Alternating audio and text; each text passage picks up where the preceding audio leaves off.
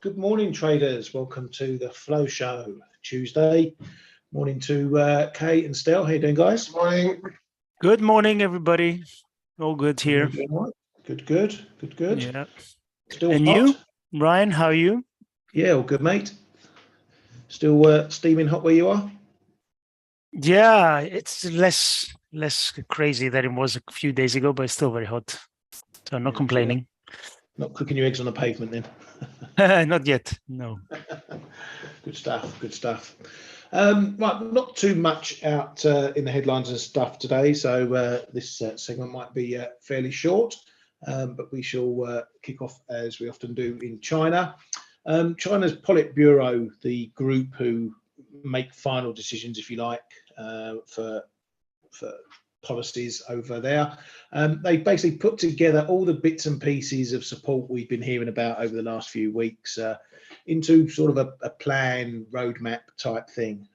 So they're looking at property support, changing property rules, ownership rules, local government debt support, consumer support.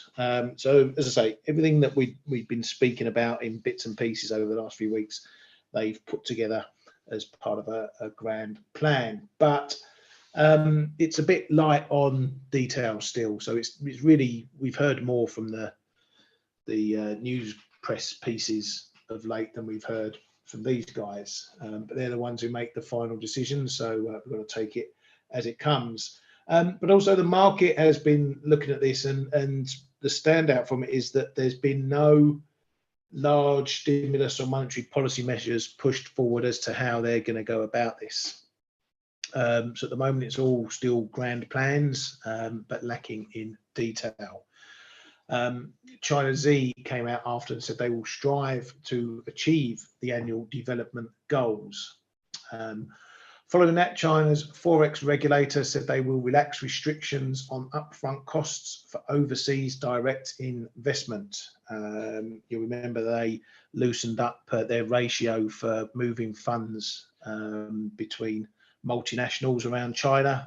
So this is something a little bit to do with that as well. So as you can see, we keep getting these little bits and pieces of stuff they're doing, but they're not going blood and thunder on the stimulus just yet. They all want to do a bit of tinkering. The PBOC fixed their rate at 7.1406, keeping it at that 7.14 level. The prior fix was 7.1451. Expected was 7.2044, so still fixing well below where the market's seeing it anyway. And China's banks apparently were in the market again, selling dollars and buying yuan overnight. Dollar China is dropping again, back down towards that 7.12 area. Pretty much as I was saying last week, I think it's looking very clear that we've got a potential top in play now. Didn't really get a look up towards these highs that I was looking for, maybe to get some shorts on, but it looks like for now the party is over in terms of gains in this, unless they do start hitting some big stimulus measures. I think we might get a last hurrah if we get a sudden RRR cut. That's likely to see dollar China ramping up again, but I don't think we're going to be breaking those highs anytime soon unless something significantly changes on that front. Over in Japan, and the government expects fiscal year 2024 wages at 2.5%. This is versus 2.6% they expect for fiscal year 2023. So keeping wages elevated over there. We do know that the last wage round, if you like, came in at around 3.8 something percent. There's different measures they look at, how these guys calculate it, but it's still positive in that they want they expect to see wages coming in fairly strong. Over to the data this morning, and well, actually we'll look at yesterday. Start with the PMI that we got in the US, if I can find it. Where are we going? There we are. So a little bit mixed on the numbers. Services down, but still posting a healthy number there, still in expansion. Manufacturing was expected to improve a pip, but it improved more than a pip, up to 49. Still in contraction, but only one step really, if there's going to be a bounce in manufacturing, one step really from going into expansion again. So not as bad as we've been seeing in some of the other European numbers in terms of manufacturing. So you could take that data overall as potentially being a bit positive, even with the softness in services, but certainly not as bad as what we've seen in Europe. This morning we got some more data from Germany, the IFO Business Climate Index, and unsurprisingly, it was worse than expected. Things are really looking a bit dour in Germany.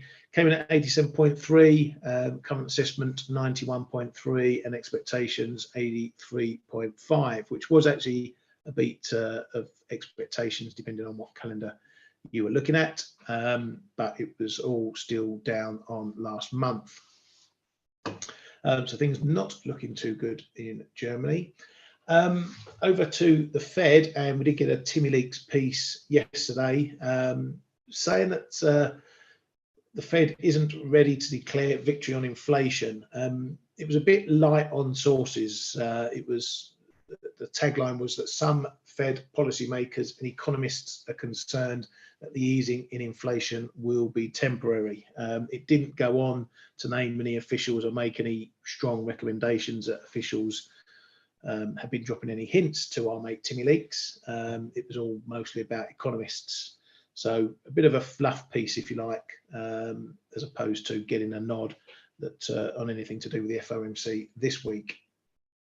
Now, over in to do with Fed hikes, Reuters had a piece out, and something we've been talking about the past week or so, couple of weeks on this show on the F.A.C.E and elsewhere.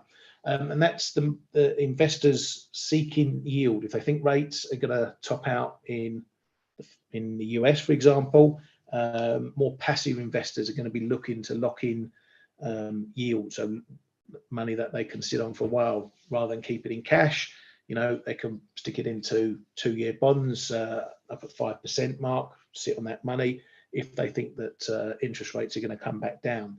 Well, Reuters pick out that dividend stocks, high dividend stocks, might be back in fashion as well. So there's another place for more passive investors to stick their money in, earn a dividend, earn a decent yield on that money, maybe more than they would if they left their money in interest rate specific assets. So another bit of a switch around for investors in that one. And this is what we're going to see in markets a lot as everyone tries to guess what's going on with central banks. As I say, you get these more passive investors who just look to park their money up and earn a decent return on it. And they will switch around. If they can get 0.5% better somewhere else, they will do so. And that causes a lot of flows, or can cause a lot of flows in markets. Over to the Bank of Canada, and a survey on what's expected over there, and most Canadian market participants see them holding rates at 5% until the end of 2023, and then starting to cut rates in March 2024. So here we go with the old cut calls coming in already for the Bank of Canada in the main, and we're going to see similar for the Fed, no doubt, at some point. Guys, you got any headlines? Because that's me done. Not too much going on to pick it up. Not really. Okay, got anything crossing your wires? Well, on news, or you want to talk about the ECB?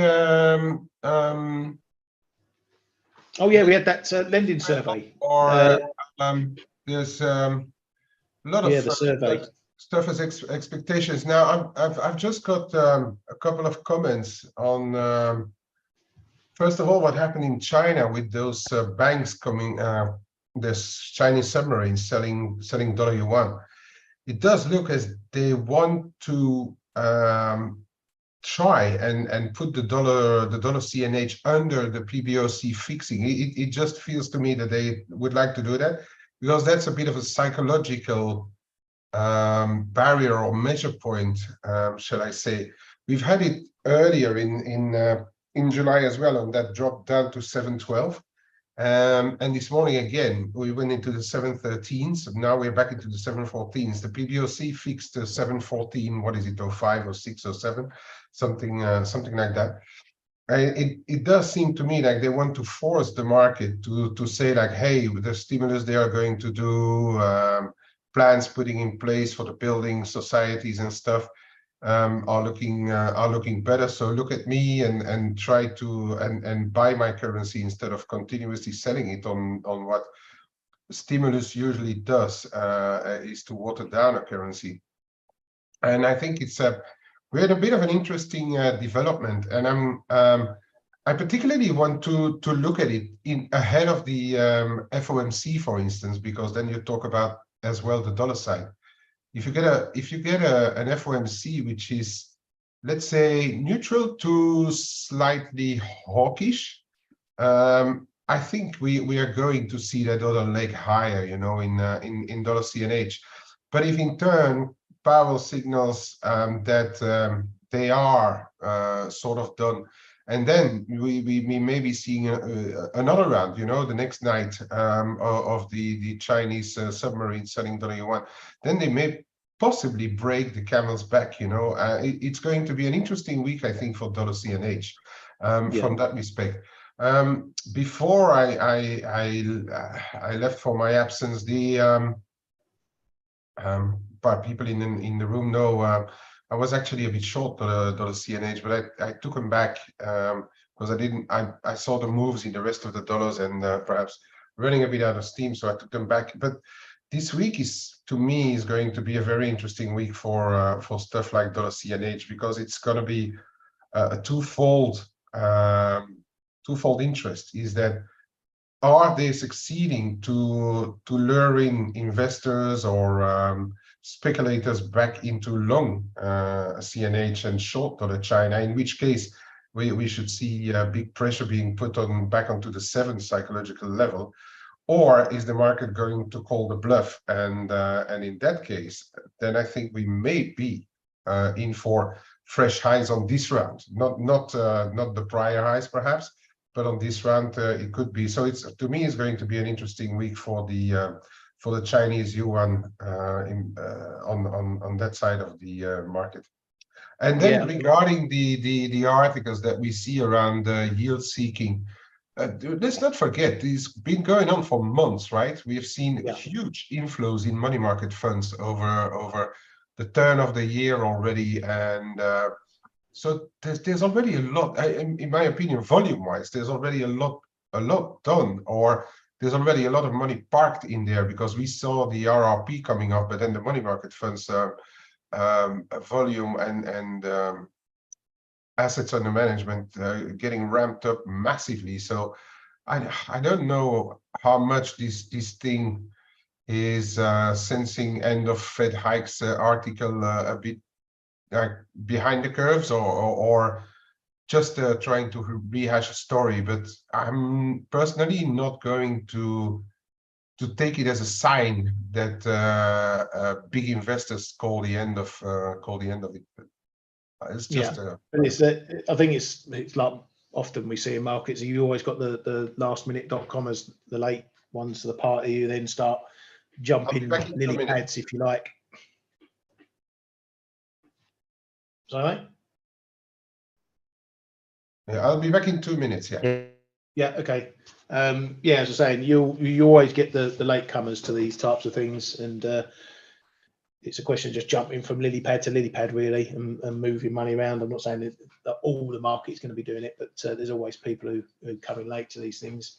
And one thing I did miss is that we had the ECB survey on credit, and business demand for credit dropped to the lowest since the survey started in 2003. So another sign of tightening financial conditions in the Eurozone.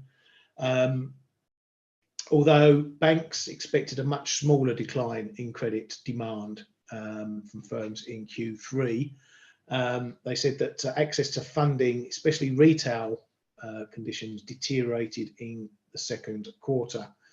So a bit of tough news for the ECB. This is something that all central banks are looking at, these tighter financial conditions and its impact on borrowing, lending, liquidity, that sort of things.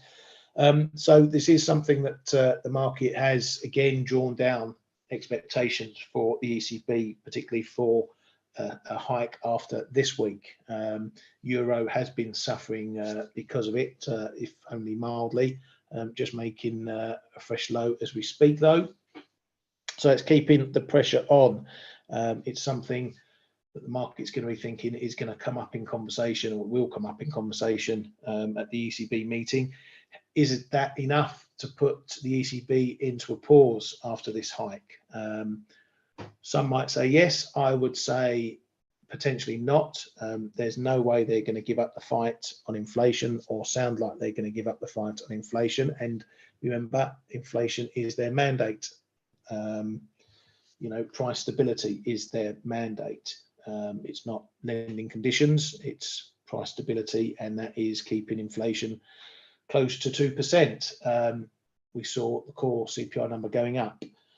Now, the thing that you've got to take into account with all these central banks is that they can say the fight on inflation isn't over, and they can use that as an excuse to keep rates higher, take rates higher.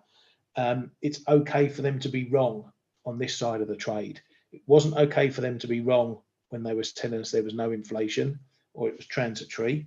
It's okay for them to be wrong on this side of the fence, because if they are wrong, inflation has gone the way they want it to, back down to target.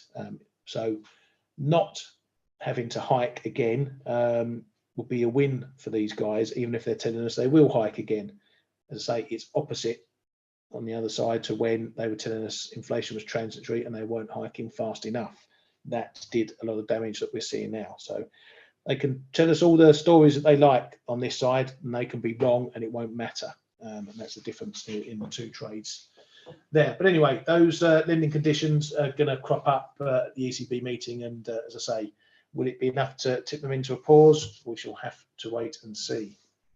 So while we're here, we'll stick with the euro. Let's get onto a proper chart first.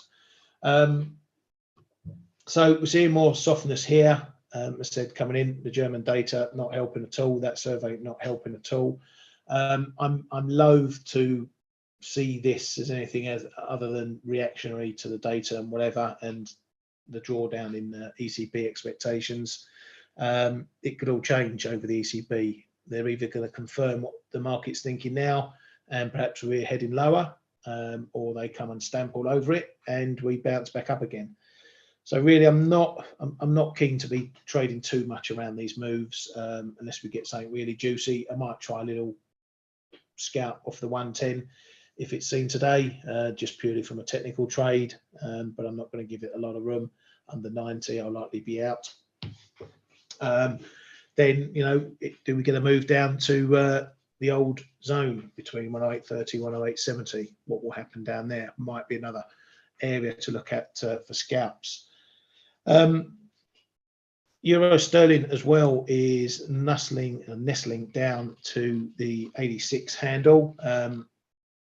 Let's get a little bit of a short-term chart there. Stick them on hourly. So the area starts from around 86.10 down to the big figure, and we've had a little mooch down there. Just pretty much got close to the big figure over the IFO. It's not bouncing too much at the moment, so still under some selling pressure here.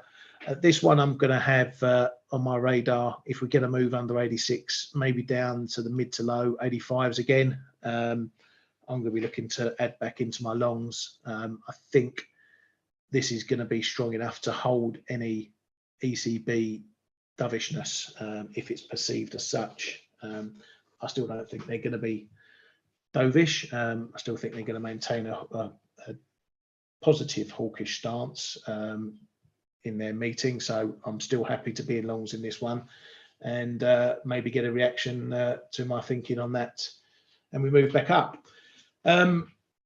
Still, did you want to have a look at any charts today, or? Yeah, I can do that. Yeah.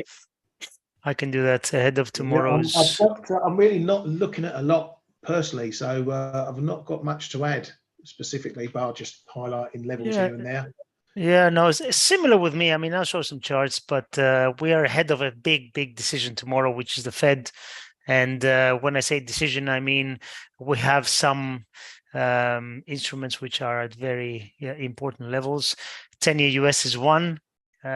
We've been looking at this descending trend line of breakout, came back down, now back up. So basically, it's trying to make up its mind whether this is going to be a false move higher or if we're going to be, and by definition, we move down toward 330 or we move higher, which will have all sorts of consequences, I think, for FX, for equities, for everything. So my scenario, my base case scenario is that the Fed will have to hike.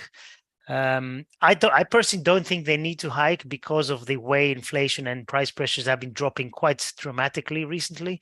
And it's not just CPI, it's also the leading indicators, which are weak.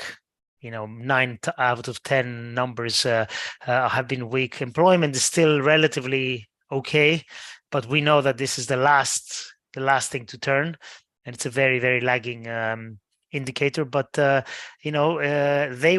Fed were very slow to act when inflation was picking up. And like you said, Ryan, correctly about the ECB, I think every central bank will probably err on the side of caution, meaning they will rather over tighten than under tighten, but I think that's probably going to be a mistake. My opinion, if I was Fed chairman now, obviously I would have done things a lot differently, 2 years ago, or a year and a half ago. But now I would be probably inclined to say we've done enough for now. Look, indicators are really turning lower, and the economy is going to start to struggle. So let's see where inflation bottoms, because the recent trend has been lower, and 3% headline CPI. We could very easily get to 2% within a few months. So that's my view. But I don't, I think even though the central banks want to be dovish, I think on this occasion, because they had been so wrong about inflation on the way up, they might try to overdo it. So I think 25 is done for tomorrow, fully priced by the market, and really would be a massive shock if they don't.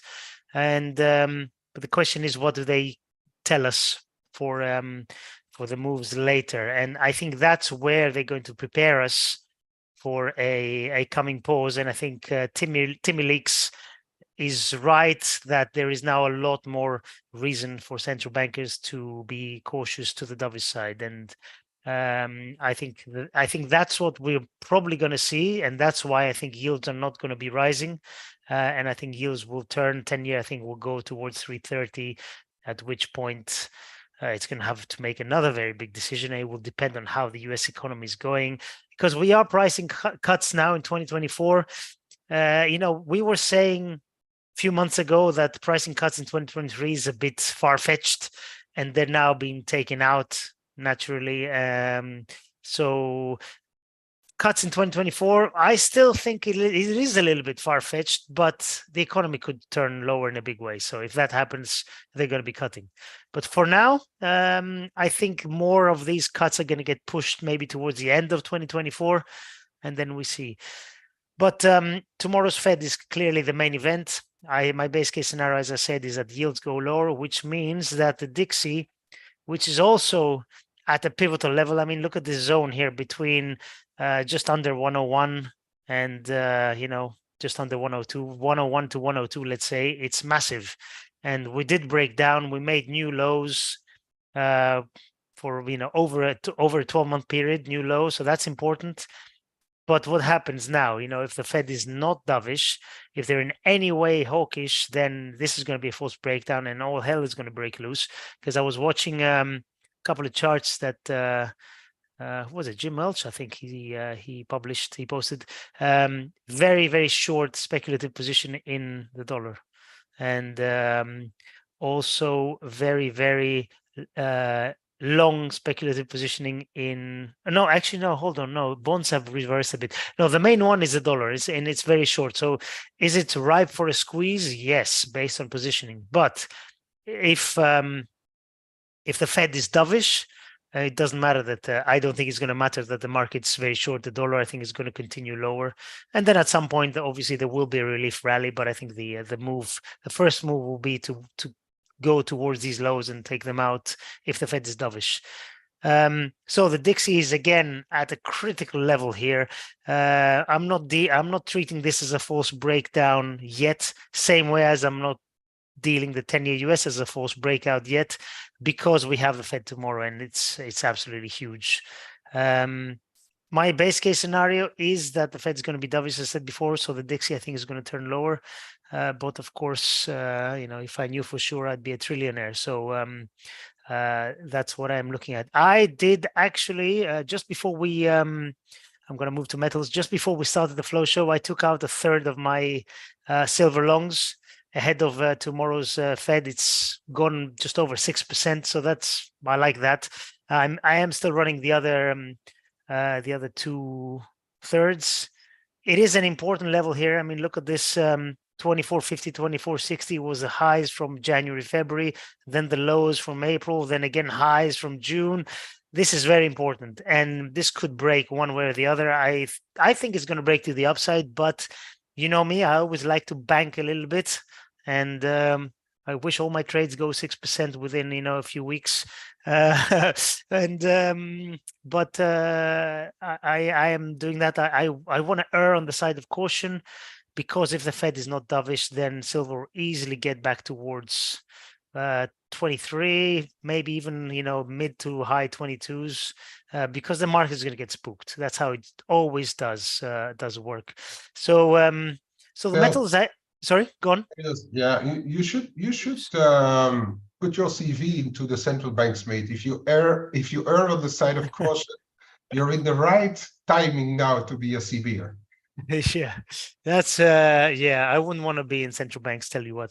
But yeah, these markets are very tricky. So I always say, to my friends and to people I talk to, always err a little bit on the side of caution. It doesn't hurt, because they are very unpredictable, and you get stop hunts all the time, crazy action. So I always say, when you're in the money, and if you're nicely deeply in the money, I always take some off and try to unload and reload, etc. You've seen me. I mean, Kay, I know you do the same. Anyway, so talking about metals, my base case is that they go higher. I think that's unavoidable. Gold has been trading a lot better than silver recently. I mean, I said this so many times before. Last year and a half, we've seen very, very big tightening and dollar rally. Okay, yes, recently dollars come off a little bit, but overall tightening. And look what gold's done. I mean, it's still about $100 off its all-time highs, which is absolutely a monster performance, in my opinion, any way you slice it. So the minute the Fed and the other central banks turn dovish, I think this goes straight through.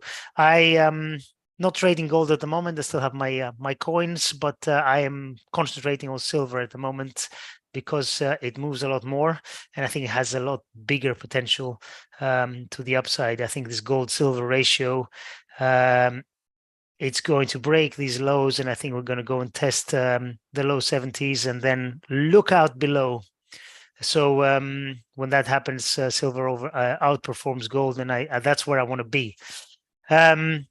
The euro, well, that's the inverse of the Dixie, and is this a false breakout or not? We will know tomorrow. But for now, I'm not touching the euro. The pound, I'm still constructive.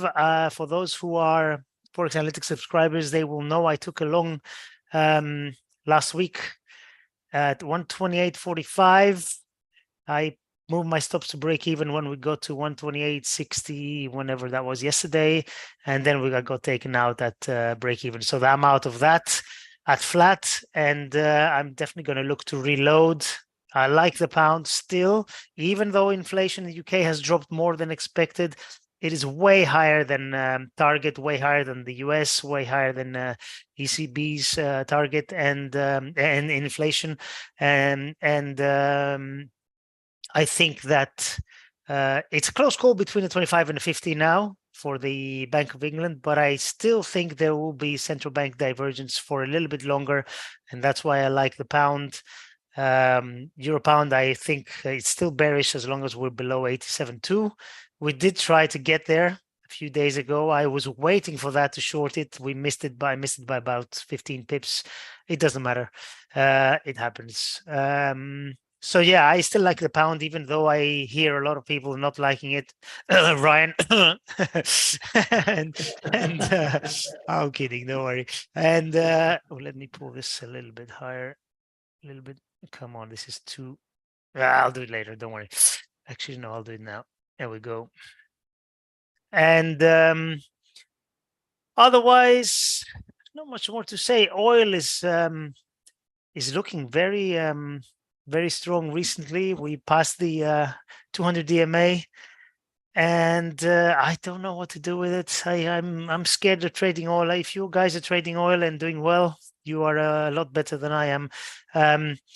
It's tricky. It's very tricky because there's this huge force which is OPEC and how they control production, and on the other hand, you have what looks like the global economy slowing. So what's going to win out of the two forces? I don't know. I mean, all I know is if we start getting to levels like 83, I think I'm going to try short there. But I really don't know how to trade this.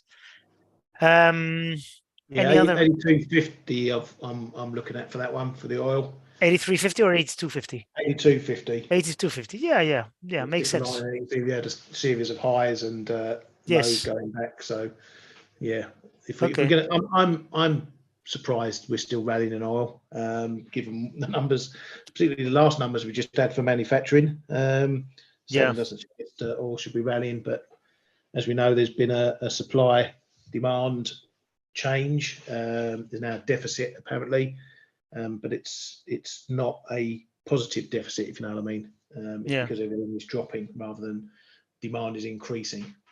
So Yeah, whenever there's a big force that can move the market in a big way, same as the S&P with the Swissy, I always hesitate to trade things like that because you're at the mercy of these people. Dollar CAD has been trading pretty poorly, and we were talking about this break here, came down, retested. This is a textbook. I want to short this, but at around 133. So a mildly hawkish Fed might bring us there, and I want to short that. Especially given the way oil has been doing well. I think the CAD should remain supported. So dollar CAD should have a lid on it. What else? The yen. I don't know about the yen, man. I mean, I don't know how you guys trade it. I want to be a seller of dollar yen. I want to be a buyer of yen, even though the Bank of Japan has been stubbornly dovish. I think with inflation creeping higher now, clearly creeping higher, they have to act at some point. And it's still a vastly undervalued currency, and I think there's a lot of potential to the downside in dollar yen, euro yen, all these yen pairs, but not doing anything yet with this. Cryptos, yeah, I mean, Bitcoin looked like it's consolidating here, ready to make a next move higher. This looked like a bullish flag nicely, and then it kind of came lower. So I don't know what to make of it. It's still in no man's land as far as I'm concerned, and Ethereum is a similar story. I mean, we had this push on the back of the ETF that was brought out, but fundamentals driving this, well, I have no idea. It's correlated with risk in a way, but and as long as equities are bid, I don't see how crypto is going to collapse. But will they outperform equities? I don't think so. I think they will continue to underperform. Speaking of equities, you tell me if this is a bearish chart in any way. Whoops, undo. No, okay. Where is it? There we go. This is not bearish. I would not want to be trying to pick it up on this. And if anything, it will look like we're consolidating a little bit, like a nice little flag if you go to the 4-hour. Yeah, do I want to be shorting this? Absolutely not. Resist the temptation. I've been saying this for weeks, haven't I? And really, it is a widow maker at the moment. So would I go in and get long this? Maybe on a breakout of these highs? Yeah, maybe. But if you're long and if you have been long, I would stick with that and definitely would not want to get short this. Just a friendly opinion. The DAX is very near to all-time highs again. Is that bearish? Absolutely not. So same applies for the DAX and pretty much all other major equity indices. So good luck, and please try not to hurt yourself shorting these. That's it.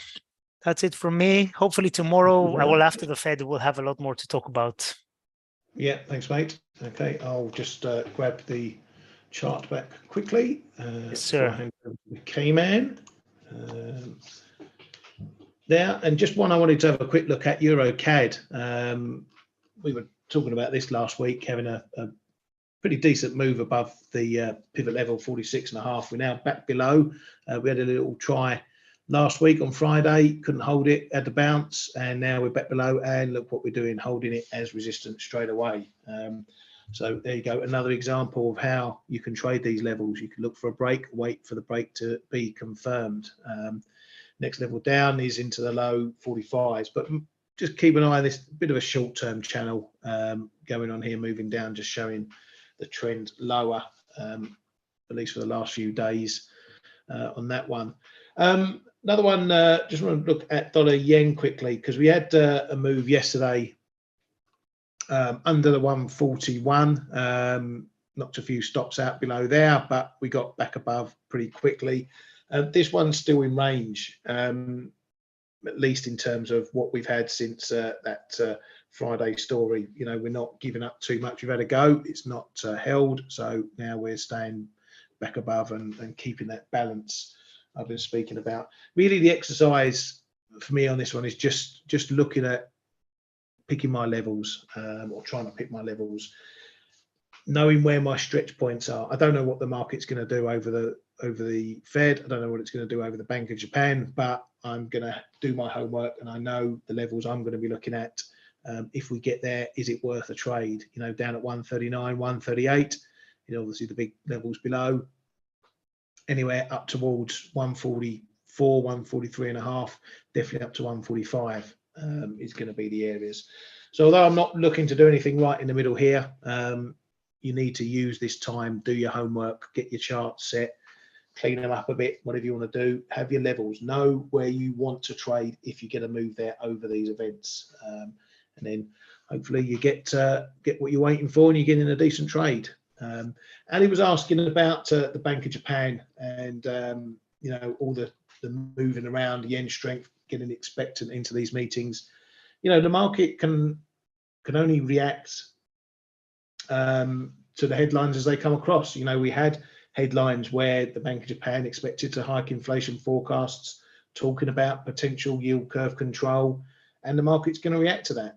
And then you get the counter headlines, you read that, and the sources piece, and the market goes the other way. You know, that's part and parcel of trading. So yeah, and you've also got to remember that, you know, the market will also take position off the table. So if the market's heavily short yen going into a big risk event, it will take it off the table, and that's going to cause yen strength. You know, one thing I would say is if you think so strongly about it, if you notice these things happening, you should know how to position for it if the market gets too extreme. So if you think the market is getting too long yen for the potential outcome, well, that gives you something to trade potentially. So, you know, always look at these things as an opportunity than you know, just having a moan up about what the market's doing. So yeah, always prepare, always be prepared. Kay, do you want to have a little look around? I can do, mate. I can do. Yeah, there's not really too much to talk about prior to what's going to happen. But I also saw Annie's comment about the yen. It is, we are in this period since the appointment of Ueda, and even the month before when Kuroda surprised us with a widening of the YCC. We are in this era where the market is going to expect a move of the BOJ at every meeting. So that's why you may be seeing these kind of preparatory speculation moves or people buying downside on the dollar yen, and then the hedges, you need to sell dollar yen and things like that. To me, what's really going to drive it, you've got, well, three things is the FOMC, but then to me the main two things about what's going to drive the dollar yen this week, after what we already know in the comments about inflation expectations and stuff, is really this second quarter GDP in the US coming out on Thursday, and then the Bank of Japan meeting itself.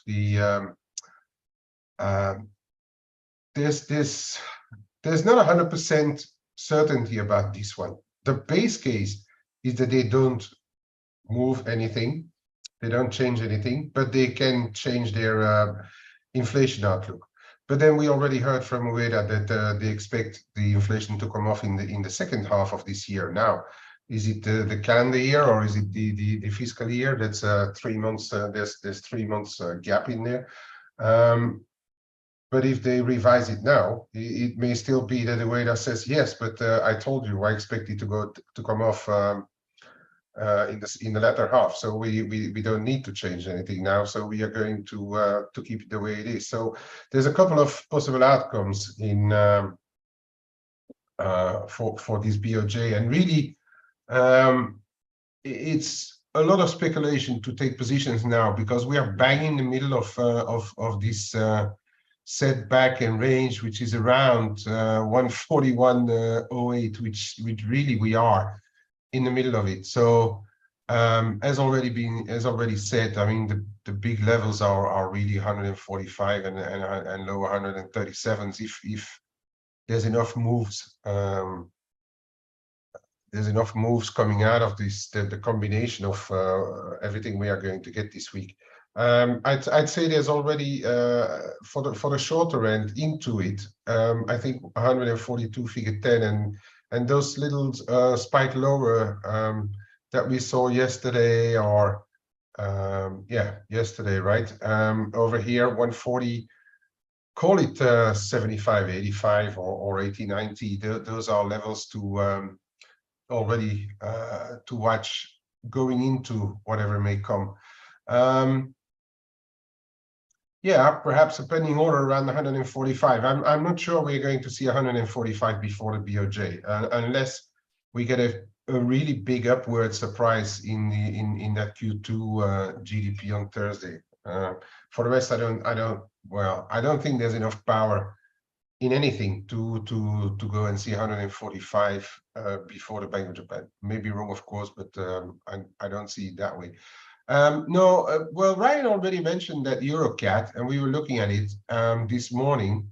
And again, we've all identified this big 146, 40, 50 zone. It's been going on since early 20, even late 2021, right? It's a heavily traded level. Every time we come around there, we can see that. So now we are back through. There's a bit of a trend line I see here. Is it enough strength to get through? I don't know right now, but after the what we see start of this week, European numbers, and then looking at what oils are doing and energy is doing, there's a case for this to go and test those low 145s or even high 144s. I do think, and I said it in the room this morning, that that euro crosses could remain on the defensive until the day perhaps of the ECB, where if the market expects them, well, the market does expect them to raise 25 bps, we can go a little bit higher on the day itself in the euro crosses. But again, even though the mandate for the ECB is only price stability, we do see in their statements that they are looking at risks and stuff. And I'm going to repeat my call. Last time ECB was Lagarde kept her hawkish stance, and I think this meeting may be the last one, because even Klaas Knot came out saying that the level of the euro is not good for export. So it's a bit of a strange one. So on stuff for as long as there is some positivity in the energy market, and looking at the European data, this cross, I reckon, could still be a bit of a sell on rallies. I don't know, you guys saw this this short-term channel there. I'm looking at it from a little wider perspective. But if it goes through 145.5, it can go lower. If ever we get a bounce up to 146.5, I'll give it a try. Yeah, euro dollar, not a lot to say right now. Bit of support zone where we are right now, 40.50, 35.50 on the euro dollar. I think we're preparing the central bank meetings, but with some weaker EU data. So we're going to go into this stuff around, I think it must be around 61.8. Yeah, 50% is only at 109.5, but I'm sure the 50% of this one here is not too far from where we are now. I don't really fancy a position, but my own view says euro is not my favorite currency right now. Cable held quite well. Yesterday morning I was speaking about this little channel, so we went for a test. I did a little bit of a 128 test, worked out well. And I said, I told myself I'm going to take profit just ahead of this 50% of the move again, which I did this morning. So that's a few pips banked. I'm happy about it, and now waiting for what's going to happen in the over the FOMC. We just had the CBI industrial trend numbers out. They were better than expected. That explains the test of the euro sterling here at the figure. Yeah, Ryan is looking at this 86 figure. I don't particularly have it on the, must be some percentage of this move probably. Sterling is still feeling a little more, not beat, but a little more, let's say, has a little more punch in it than the euro. So I would not exclude a retest of 85.70 or even 85.40 somewhere. But I think it's going to be, I'm not sure if there's enough strength in the sterling as such to go and start breaking 85. So I know Stel is looking at 83s, but I'm not 100% sure. So if we go anywhere close to those prior lows, I may give it a try to do a little bit of a long there as well. Oh yeah, I was yesterday. I mentioned this Norwegian kroner. Norwegian kroner is strengthening with Brent. We will have to wait to see. I think what's going to happen now on the over the ECB to see where this euro NOK will go. But stay below over the ECB. This could really go back to 1080. Why not in the euro NOK? If it starts to get back above 11.35-37 here, I think the party is over, and then we go back higher. But for as long as we are below there, it still looks a bit bearish to me. Dollar Norway. Sorry, mate, I've got the 38.2 at 11.13.95 on that euro NOK, and we broke it, messed around with it, but we're holding below it at the moment. Yeah, this one probably here, this green line here around here. Oh, that's 29. Yeah, call it 11.14. It's from, where's my fib coming from? Oh, yeah, here. This one, 11.13, yeah. 11.13.30. I have it. It's my red circle here. And it's also a prior little battlefield there. Yeah, natural level on its own. Yeah. And we are turning around. We're slightly below, but it's euro NOK. It can do 200-300 points just for no reason at all. So we have to be a bit careful. I wouldn't like to start unless you want to counter trade it, and you think oil has run its course. Maybe a level here, and then you hide your stops under 11.05 or 6 or so. But Yeah. I wouldn't go and start selling it here after what the move we've done, right? 1108. I've got the 200 DMA. Okay. Anyone who's with me? Oh, I don't have the 200 in here. Yeah, I'll have I'll put it up later. But yeah, we can see here this 1113 we were hanging around. But yeah, if really, I think this move has been. I wouldn't do anything unless you want to really catch a knife and hide your stops below. But for the time being, I would really wait what ECB is coming up with. Dollar Norway showed this yesterday as well. This head and shoulder break.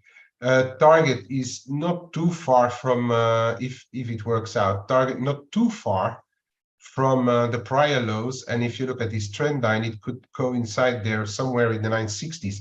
But we have to break below those prior lows here first, 994, 995. Okay.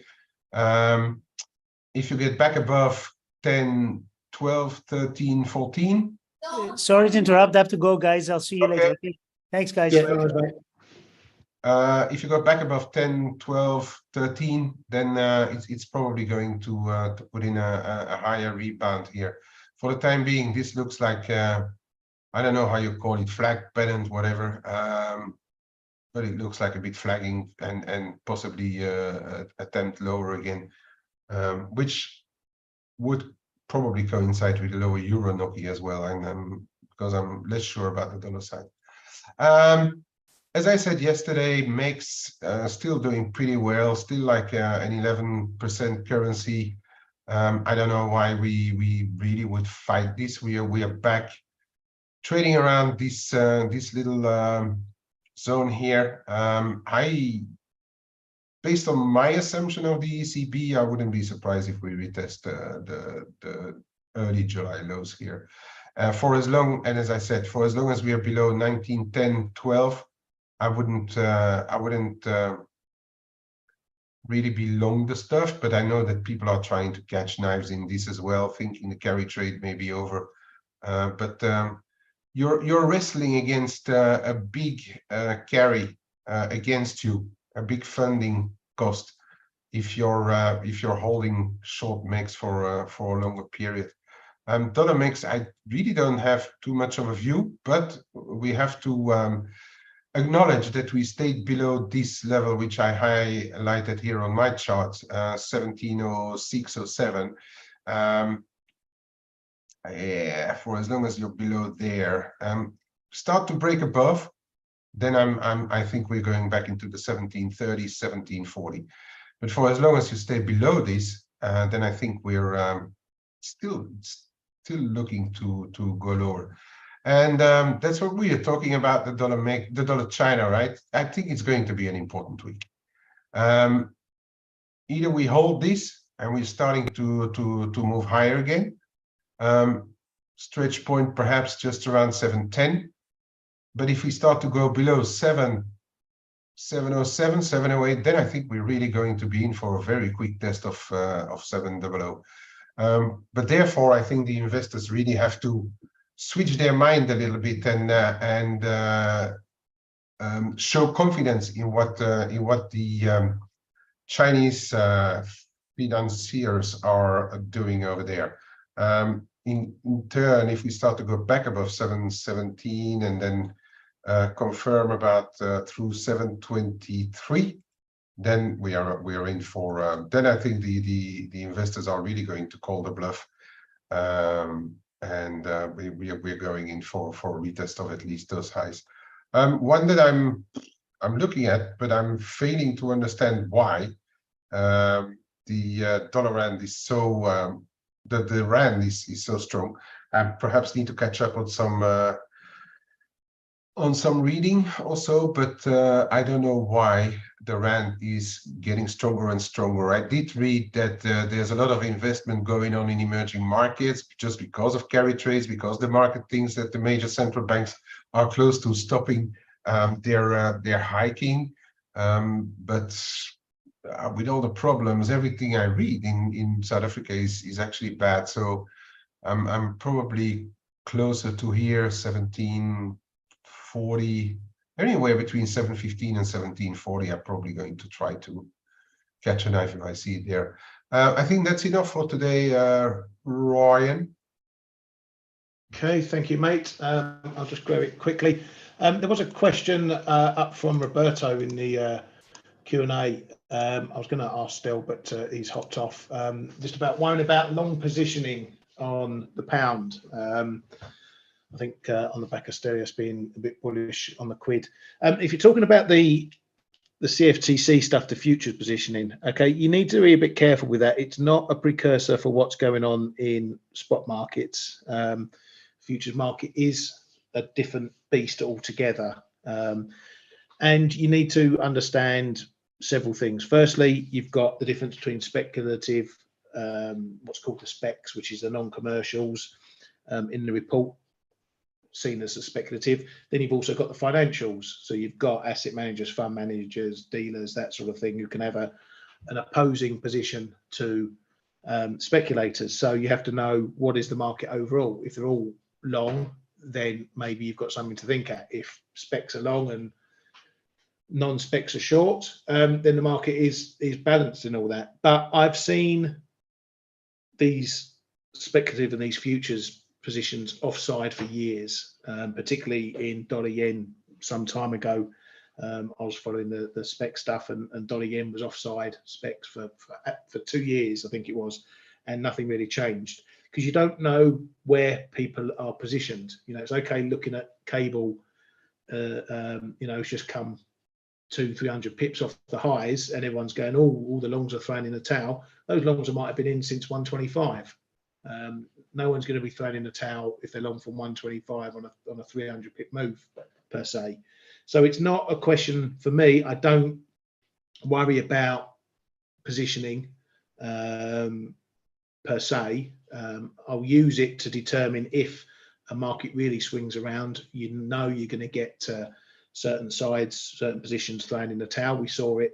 I was saying it exactly that with dollar yen after we got the break back up through 139. I said if we break that, all the shorts who have been selling it down from 145 are going to start throwing in the towel, and that's what helped get us an acceleration up. So yeah, from that side you can take position into account, but I wouldn't not trade just because of positioning in futures markets or anything like that. Yeah, go on, mate. Yeah, can I add something like that to that?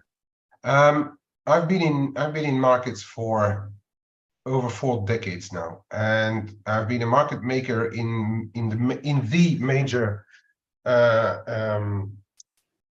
corporate banks to very, very big clients. And I can tell you one thing: the futures positions that you see in the market are just a small part of whatever goes around in a market. And positioning can be right or wrong for months, and it can look stretched, but it can go on for weeks or months, and it doesn't really mean a lot, you know. I mean, what drives the market is the change of sentiment in the bigger accounts, which is the uncertainty and the unknown that we have to face in the markets. But if you look at what the positions are and people calling stretch and stuff, really, take it as one part of your decision making to trade something, but don't bank your positioning on the back of positioning that you read in the market. If you read it, it's already too late. By the way, I mean, it's like when the NFP comes out. Good luck trading if it's really a number far out of expectations. Good luck trading the first 50 points because the algos already did it, you know.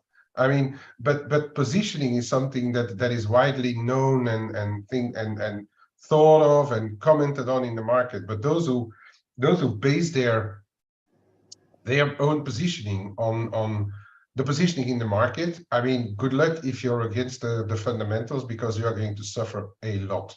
And so, just out of experience, I mean, it's something that we rarely, in banks rarely looked at, unless you get one of your clients all of a sudden talking about it, and those are and it's a big enough client to take it into account. But I mean, whatever you read on Twitter or X, you have to really take it with a big bag of salt and make up your own mind, you know.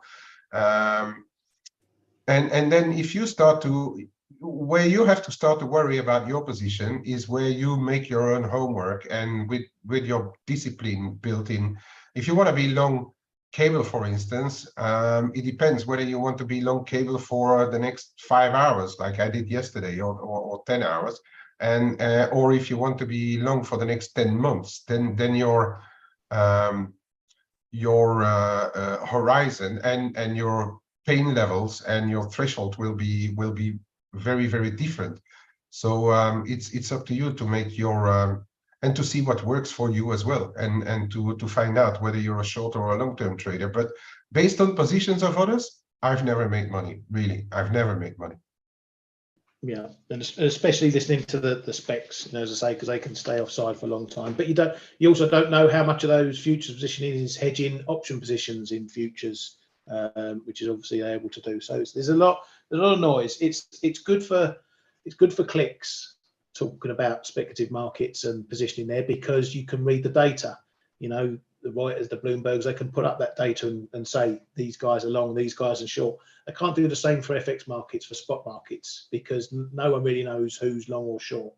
In like cases, you know, when you're talking the big firms, you're not going to find out their positioning unless they decide to tell you, and when usually that's when they're at their positioning, after they've told us or before they've told us.